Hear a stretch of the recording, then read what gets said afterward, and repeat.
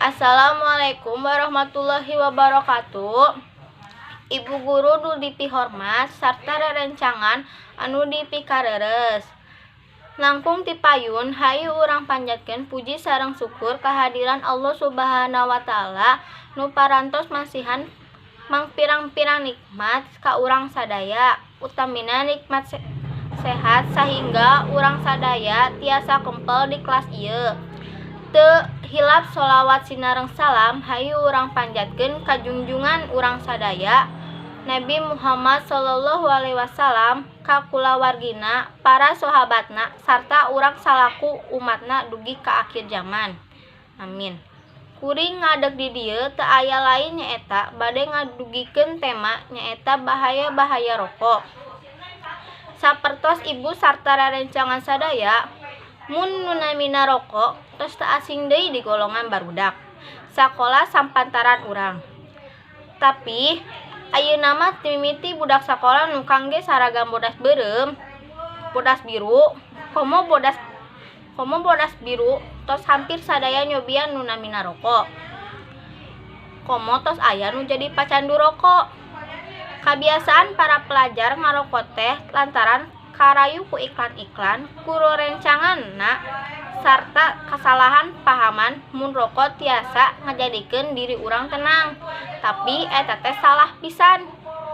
Rokok tiasa nenangkeun urang, tapi ukur sasaat. Ai bahayana mah bakal karaos salilana. Bahaya rokok teh diantarana resiko kanker, paru-paru, jantung, impotensi, ti sagi reproduksi.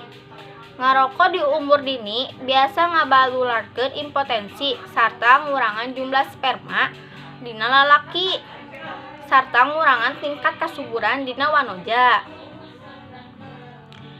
Eta mun sabaraha contoh bahaya rokok, tapi seueur keneh bahaya-bahaya rokok nu lain.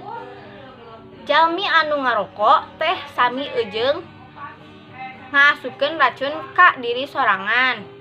Mun kasarna mah nu ngarokok teh sami sareng bunuh diri sacara lalaunan. Jalmi ngarokok oge sami sareng ngaduruk artos. Komo pelajar mah sami sareng ngaduruk artos kolot urang nu tos banting tulang milarian artos kangge ngabelaan urang. Tapi artos nama malah ka didurukan rerencangan sadaya nu teu acan nyobian rokok kade ulah cobi-cobi ngarokok.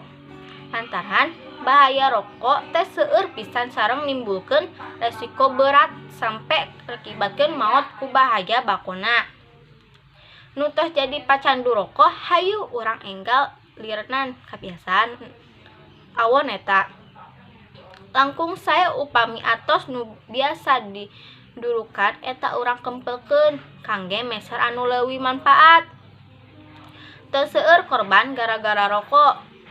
Tong sampe urang jadi korban saterusna.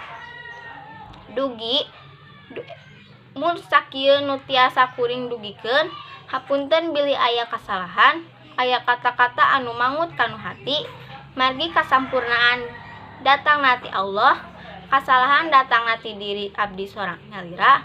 Mugi-mugi biantara kuring ieu manfaat kangge sadayana. Wassalamualaikum warahmatullahi wabarakatuh.